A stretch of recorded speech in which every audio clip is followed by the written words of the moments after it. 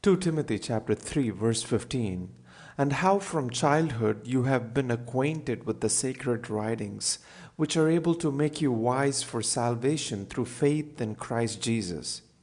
Paul is reminding Timothy here about his rich Christian heritage.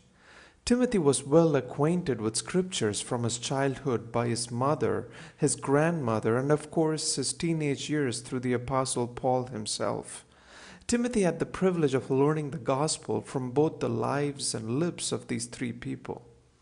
Paul says that the sacred writings that Timothy is acquainted with is able to give him the wisdom needed for salvation through faith in Christ Jesus.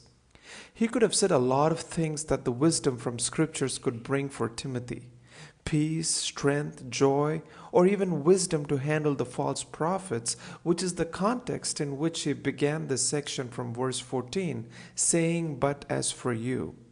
If Paul could choose one thing that scriptures could do for Timothy, it is the knowledge of how the scriptures bring salvation through faith in Christ Jesus. This also tells us how the Old Testament saints were reading scriptures with focus on the coming Messiah to bring them salvation. How much more are we looking forward to the return of Christ now that we already had the privilege of knowing his first coming? The Old Testament clearly points to the salvation that is available through faith in Christ.